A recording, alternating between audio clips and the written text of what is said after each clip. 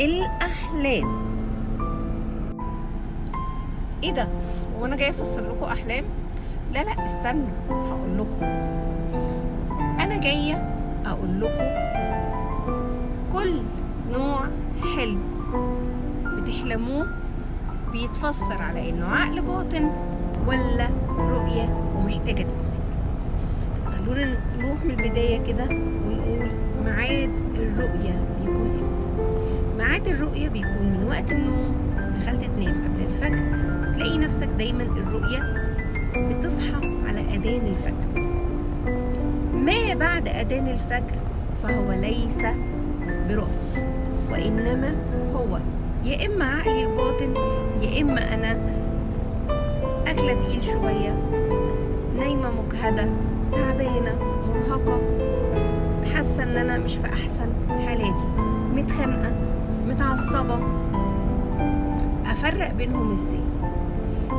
الرؤى بتكون عباره عن احلام غريبه، بيكون ليها دلالات، بتحس ان انت او انتي بتبقوا شايفين رموز، حاجات ملهاش علاقه بالواقع نوعا ما.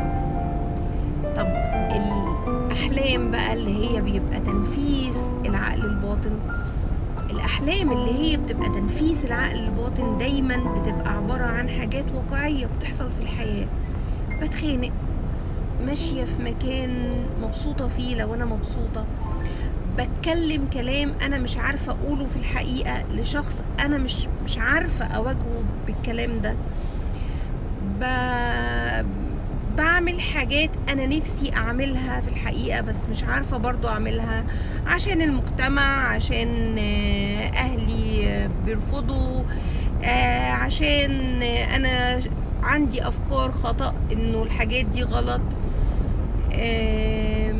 حاجات كتيره في الأحلام بتتفسر على إنها أضغاث أحلام، ولكن في الحقيقة أنا عايزة أقول لكم إنه مفيش حاجة اسمها أضغاث أحلام، أو اللي هي معناها يعني حاجة ملهاش تفسير وملهاش معنى. هو بيكون ملهاش تفسير ولكن هي ليها معنى، ليها معنى في علم النفس. الأحلام دي رحمة من عند ربنا ونعمة كبيرة جدا، لانه ده تنفيذ للعقل الباطن. كمان عايزه اقول لكم على حاجه مهمه، ان في ناس كتير جدا بتقول ان هي ما بتحلمش. مفيش انسان على وجه الارض ما بيحلمش، بل بالعكس كل الناس بتحلم، بس في ناس بتصحى فاكره وناس ما بتفتكرش الاحلام بتاعتها.